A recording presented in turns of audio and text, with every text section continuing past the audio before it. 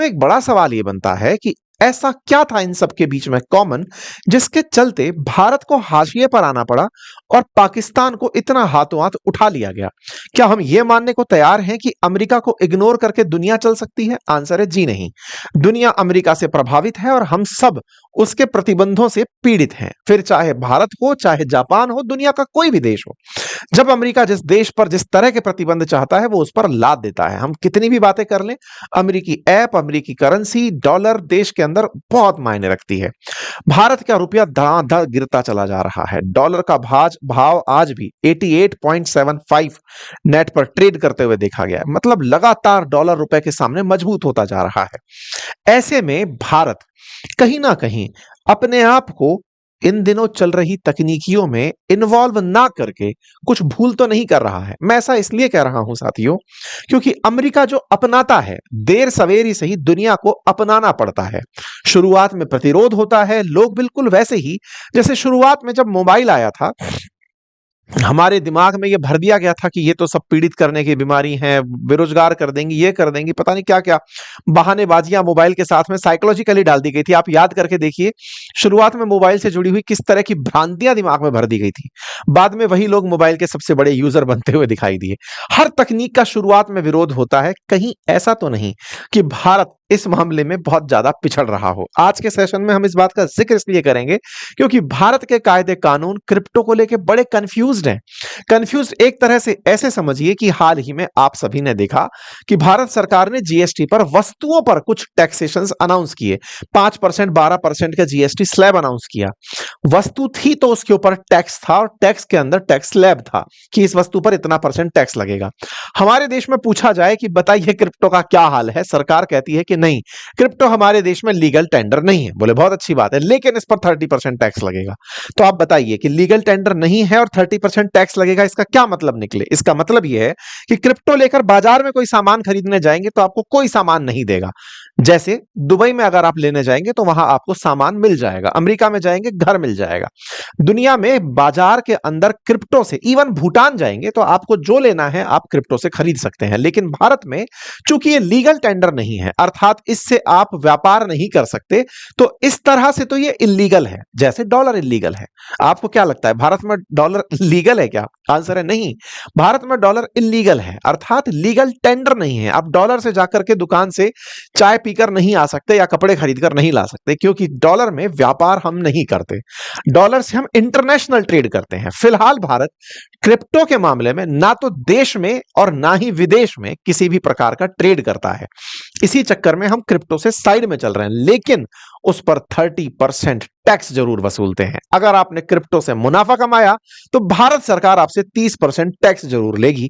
यह भारत सरकार की जो नीति है, यह फिर इस टैब में डाल देती है कि अच्छा आप रिकॉग्नाइज तो करते हो। जैसे अगर आप सरकार से पूछो कि कोचिंग इंडस्ट्री को सरकार आप क्या मानते हो, बोले बीमारी है ये, इसकी वजह से इतनी दिक्कतें होती हैं, ये होता है वो होता है। सबसे ज्यादा टैक्स कोचिंग वालों से वसूला जाता है। खैर, ऐसे में फिलहाल इस बहस को तो हम आगे बढ़ाएंगे, लेकिन आज एक बड़े सवाल पर हम एंट्री करने जा रहे हैं कि क्रिप्टो को लेकर भारत कहीं पिछड़ तो नहीं रहा है। भारत पिछड़ नहीं रहा है, इसके पीछे हमारे पास एन नंबर तर्क हैं जिनके हम आपके साथ में रख सकते हैं। यह बात हम कई तरीके से आपके सामने रखने का प्रयास करेंगे। दुनिया में जितने भी प्रकार के परिवर्तन हुए हों, हाल ही में ही आए हुए एआई को आप उठाकर देखिए, आर्टिफिशियल इंटेलिजेंस को उठाकर देखिए। मिलेनियम बग को मिटाने के हिसाब से भारत के अंदर एक तरह से सॉफ्टवेयर क्रांति आई थी। पिछले 20 सालों से भारत ने दुनिया में, और भी 25-30 सालों से भारत ने दुनिया में इंटरनेट की क्रांति में, विशेष रूप से सॉफ्टवेयर इंडस्ट्री में अपना मुकाम हासिल कर लिया था कि हाँ भाई, हम बढ़िया कोडर्स हैं, हम बढ़िया कोड लिखना जानते हैं, हम सॉफ्टवेयर्स के माध्यम से दुनिया की प्रॉब्लम को रिजॉल्व करना जानते हैं।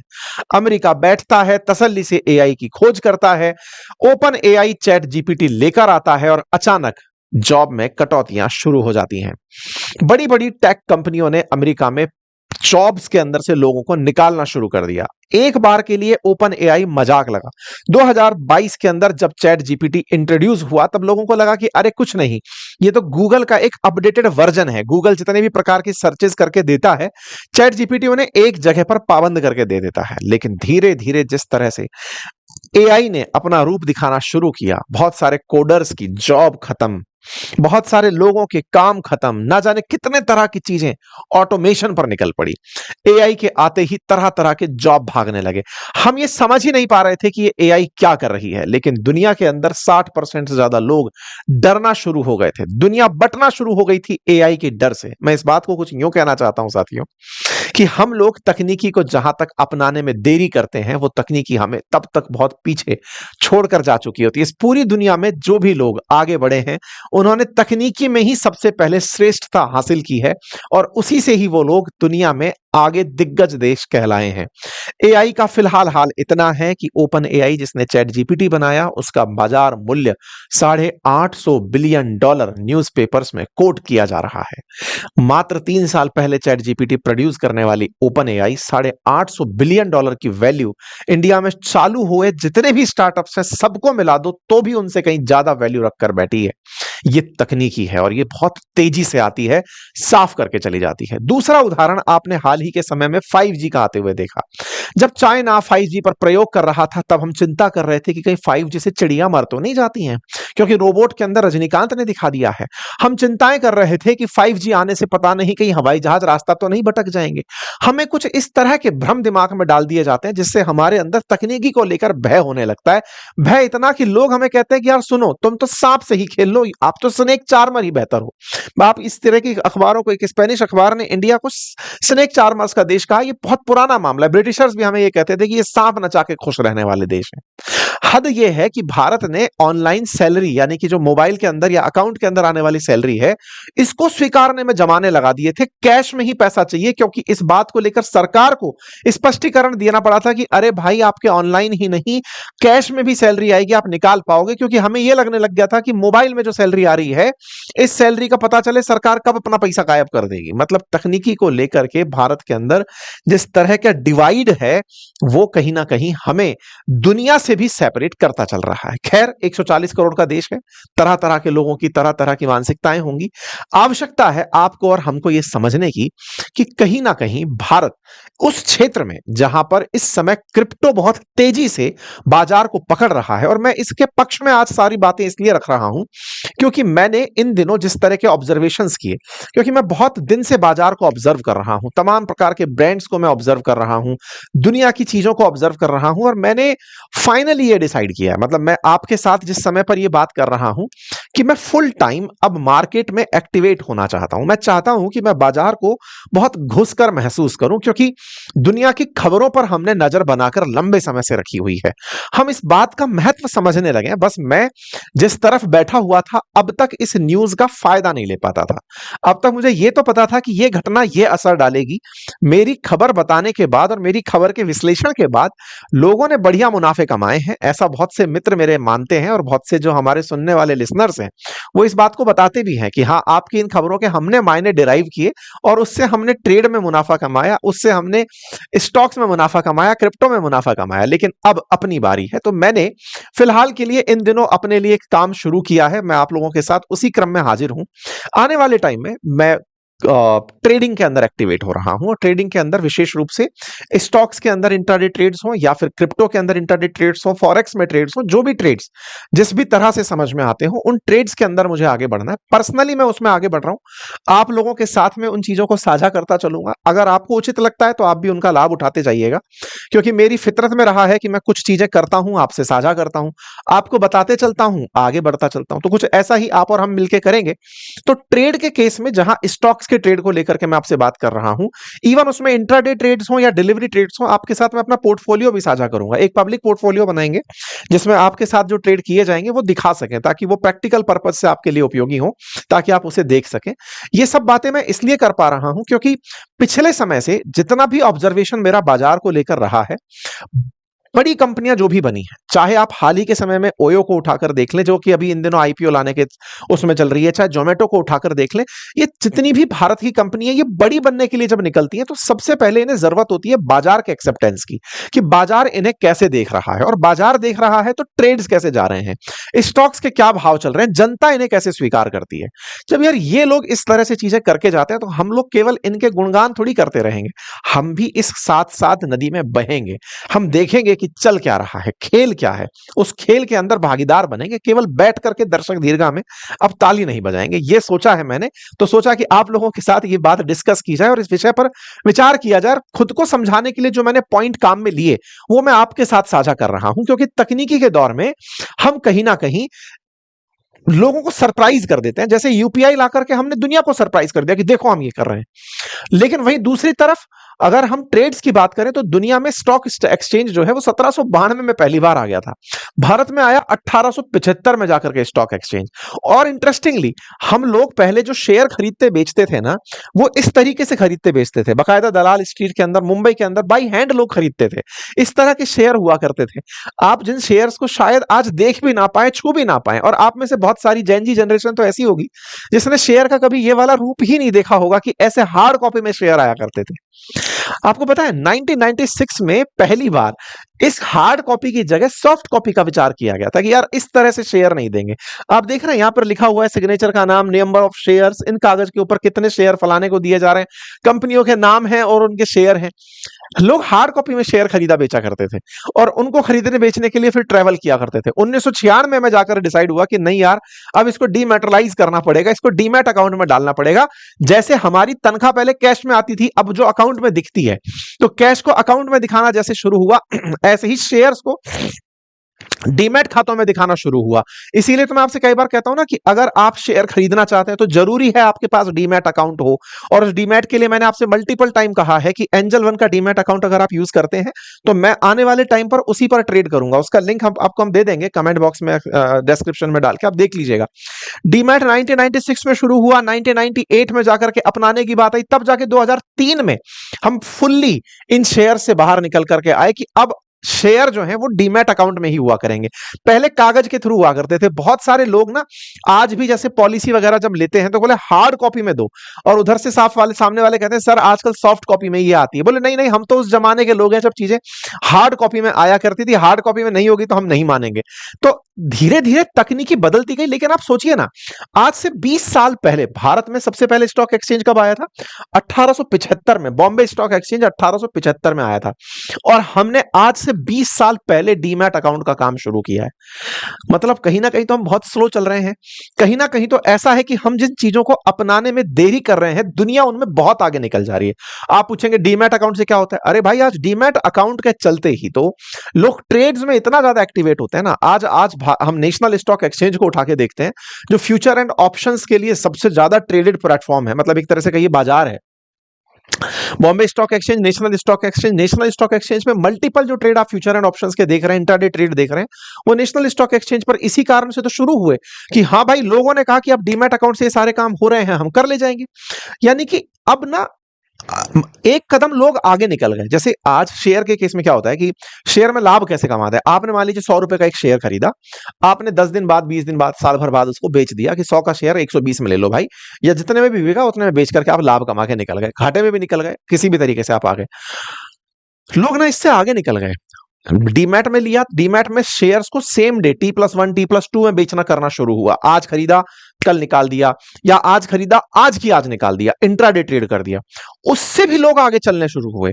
मतलब ट्रेड के अंदर सेम डे खरीदना बेचना, भविष्य में खरीदना बेचना, और हद तो ये हो गई कि शेयर के भविष्य को खरीदना, मतलब उसके डेरिवेटिव्स को खरीदना बेचना शुरू कर दिया। लोगों ने ये कहा कि सुनो, शेयर है ये रखो अपने पास, हम तो इस बात पर ट्रेड कर रहे हैं कि ये शेयर जो तुम 100 का दिखा रहे हो, मैं अगर 120 में इसको पा गया तो भाई मुझको इतने कमीशन पे ये 120 में चाहिए। अब मैं इसको 120 से आगे 140 में बेचना चाह रहा हूं। ये जो गणित बता रहा हूं ना, मैं 120 वाले को 140 में बेचना चाहता हूं, 110 वाले को 10 में इतने में बेचना चाहता हूं। ये सब बातें वैसे तो मैंने कंप्लीट कोर्स में सिखाई हुई हैं। अपना जो स्टॉक मार्केट का कोर्स है बातें बाजार के एप्लीकेशन पे, वहां सब सिखाई हुई है। लेकिन फिर भी जरूरी चीजें आपको YouTube पर भी मिल जाएंगी भविष्य के अंदर, जो ट्रेड से कनेक्टेड होंगी, आप उनको देख सकते हैं। ठीक है, हमने बहुत डिटेल में फंडामेंटल एनालिसिस किया हुआ है अपने कोर्स के अंदर। तो कुल मिलाकर बात क्या है ना कि लोगों ने इस चीज को रियलाइज करना शुरू किया, और लोग यार बहुत बहुत पैसा बना रहे हैं इन चीजों के अंदर। अब दिक्कत क्या आ रही है कि यहां पे फाइनेंशियल लिटरेसी का टोटल अभाव है। किसी ने ये कह दिया कि हाँ भाई, ये शेयर ऊपर जाएगा, खरीद लो, जाकर सब लोग जुट गए। कोई कॉल लगा रहा है, कोई पुट लगा रहा है, कोई फ्यूचर ऑप्शंस में खेल खेल रहा है। अब हो क्या रहा है कि शेयर को लेकर के प्रेडिक्शन मार्केट ज्यादा चल रहा है, पढ़ाई कोई नहीं कर रहा है। अब जब प्रिडिक्शन मार्केट बहुत चल रहा है, फाइनेंशियल लिटरेसी का अभाव है, इसी ने तो बातें बाजार की चैनल खड़ा करवाया था। बातें बाजार की चैनल लाने का बड़ा मकसद यही था कि हम फाइनेंशियल लिटरेसी पर फोकस कर सके, आपको बता सके कि फाइनेंशियली लिटरेट होने का क्या मीनिंग होता है। और हमने बखूबी किया है। हमने आप लोगों को तमाम ऐसे सेशंस दिए हैं जो कि आपको अवेयर करने के लिए पर्याप्त थे। अब हम इसमें एक कदम और आगे बढ़ रहे हैं, और एक कदम आगे बढ़ते हुए हम फ्यूचर एंड ऑप्शंस में, इंट्राडे ट्रेड्स में, और चूंकि सरकार काफी सख्त रहती है इंट्राडे ट्रेड्स को लेकर के, सेबी का मानना होता है कि अगर आप इंट्राडे ट्रेड्स कर रहे हैं तो हो सकता है आप मार्केट को फ्लक्चुएट कर दें, आप बोल दें लोगों को कि इसको ले लो, इसको बेच दो। तो ऐसे में हम उसको छोड़ते हुए कोई और प्लेटफॉर्म यूज कर सकते हैं, आपको यह बताने के लिए कि देखो ट्रेड्स कैसे होते हैं, कैंडल्स कैसे काम करती हैं, कैंडल्स कैसे ऊपर जाती हैं, कैसे कॉल लिए जाते हैं, पुट कैसे लिए जाते हैं, वो चीज समझाने के लिए हो सकता है कि हम आपको क्रिप्टो के रेफरेंस में स्टॉक समझा दें। तो ये सारे काम करे जाएंगे आने वाले टाइम में, और मैं उस काम को करने बैठ रहा हूं। आप भी अगर जुड़ना चाहें तो जरूर जुड़ें, क्योंकि मैं पहले ही कह चुका हूं कि अब ये जो सेशन है ये केवल उनके काम का है जो इस बात में इंटरेस्ट रखते हैं। बाकी लोगों को तो मैंने पहले ही हाथ जोड़ करके निवेदन कर लिया था। ठीक है, आइए आगे बढ़ते हैं। तो अब क्या हो रहा है ना, जो जिस तरह से बाजार अपना चल रहा है, स्टॉक मार्केट जिस तरह से चल रहा है, स्टॉक मार्केट के अंदर लोग बढ़िया पैसे कमा रहे हैं, है ना। लोगों ने बिल्कुल उसी तरह से अब क्रिप्टो के अंदर गेम मचा दिया है। आप जानकर आश्चर्य करेंगे, मतलब ये सोचने वाली बात है। देखो 2015 में ओपन एआई नाम की कंपनी बनती है, 2022 में वो चैट जीपीटी लाती है, 2025 में उसकी वैल्यू $850 बिलियन हो जाती है। ठीक है, अच्छा 2009 में सबसे पहले बिटकॉइन नाम का एक क्रिप्टो करेंसी आता है। सतोशी नाकामोटो जो करके व्यक्ति है, वो सबसे पहले एक क्रिप्टो करेंसी लाता है बिटकॉइन के नाम से। बिटकॉइन आ जाता है साहब, बिटकॉइन आ जाता है 2025 तक। आज जब आप पढ़े हुए हैं, जिस समय बिटकॉइन आया था लोगों को समझ भी नहीं आया कि ये चल क्या रहा है। बहुत से लोग उसके विरोध में रहे, अरे कुछ नहीं है, कुछ नहीं है, फर्जीवाड़ा है, फर्जीवाड़ा है। आज हालत यह है कि एक बिटकॉइन की कीमत 1 करोड़ रुपए से ऊपर चल रही है। मतलब जो कभी ऐसे ही मिल जा रहा था, वो अब 1 करोड़ रुपए में एक पीस मिल रहा है। ये जो खेल है ना, इस खेल को शुरुआत में जिन्होंने अवॉइड किया, आज वो लोग इस चीज को राज करने के बारे में सोच रहे हैं। मैं बिटकॉइन के बारे में आपको बताऊं, सोचो 2009 में ये तकनीक आई, बिटकॉइन की चर्चा, क्रिप्टो की चर्चा होना शुरू हुई। 2021 में एल सल्वाडोर नाम का देश इसको अपने यहाँ की करेंसी घोषित कर देता है कि मेरे देश में तो चलेगा, ये सब्जी भी आपको लेनी है तो इसी से लो।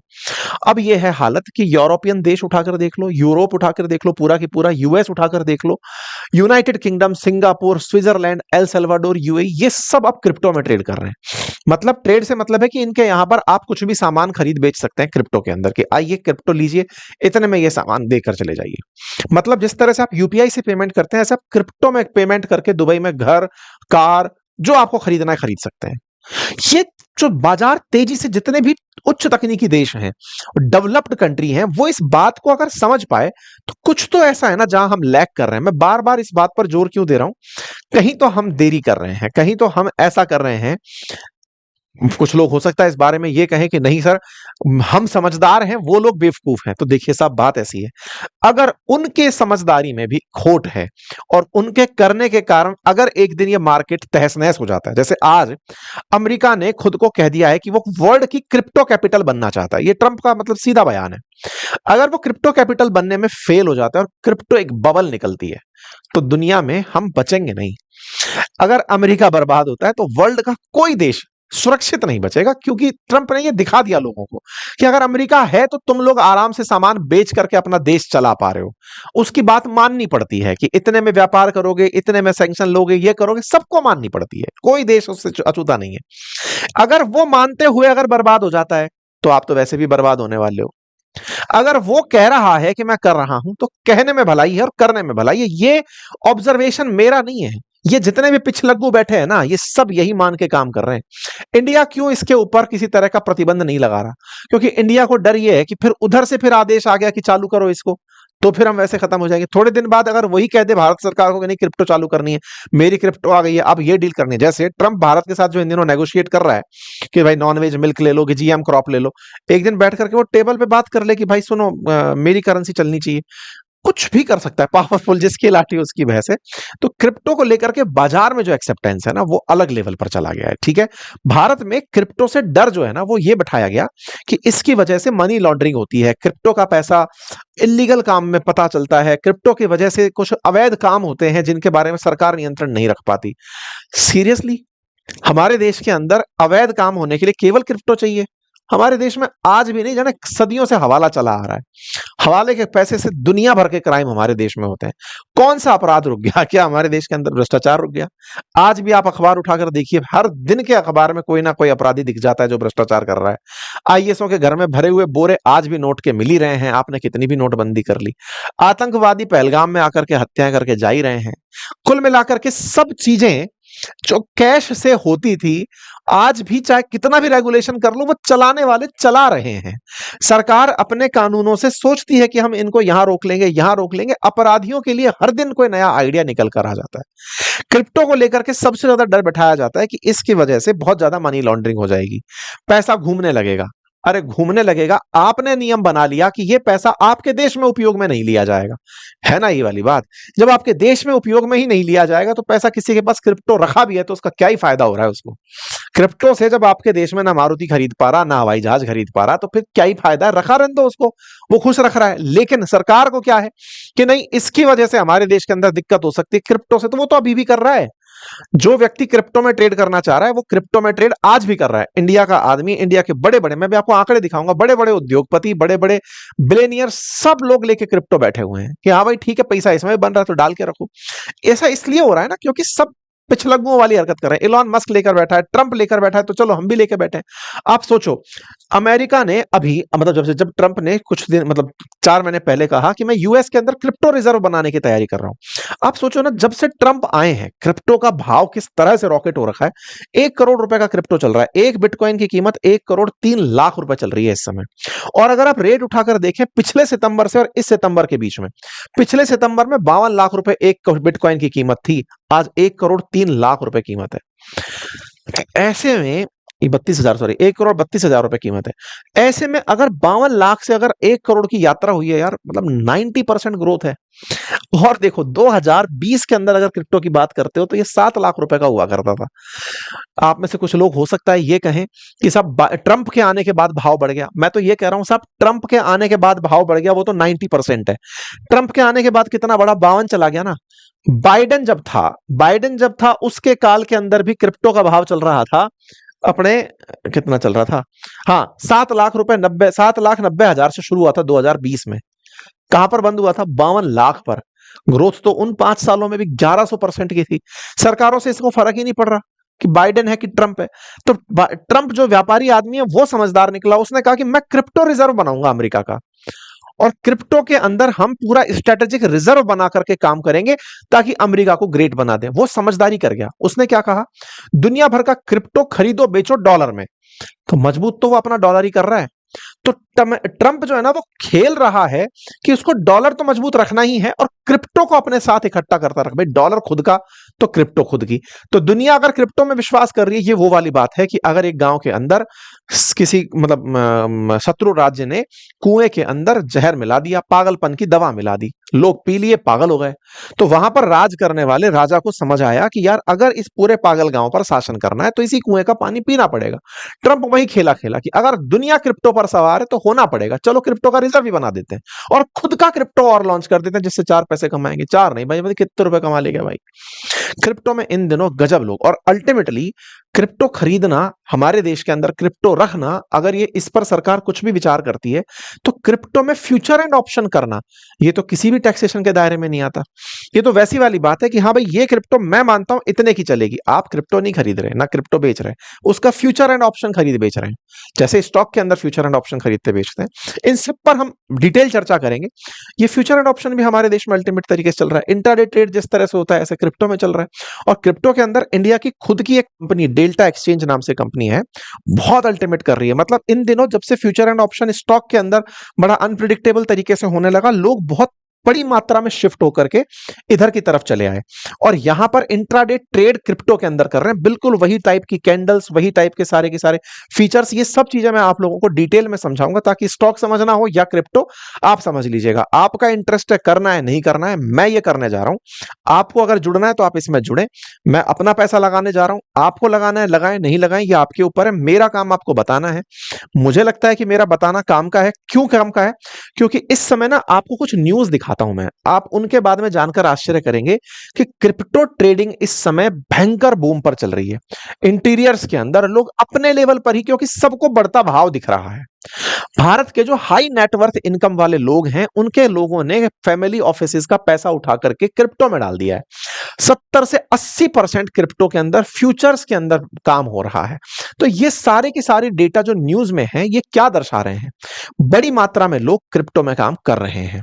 ऐसे में आपको लगता है, मैंने जो आपसे शुरुआत में कहा कहीं हम लेट तो नहीं हो गए, तो मैं लेट नहीं होना चाहता, ये सोचते हुए अब मैं स्टॉक्स में और इनमें एंट्री कर रहा हूं। आप सबसे रिक्वेस्ट है कि आप इस बात से प्रभावित होते हुए कि नहीं आप कूद रहे हो तो हम भी कूदेंगे, नहीं। आपको लगता है, आप ऑलरेडी इस क्षेत्र में काम कर रहे थे, आपको लगता है आपको करना चाहिए, तो आपका स्वागत रहेगा। मेरे पीछे बांध कर मत चले आना, बाकी सब छोड़ो सर अमीर बनेंगे, नहीं। बाजार है, बाजार ऊपर नीचे चलता रहता है, कभी बाजार गिरेगा, कभी बाजार उठेगा। उन सारी चीजों से पूरी तरह प्रिपेयर होकर एंट्री करिएगा।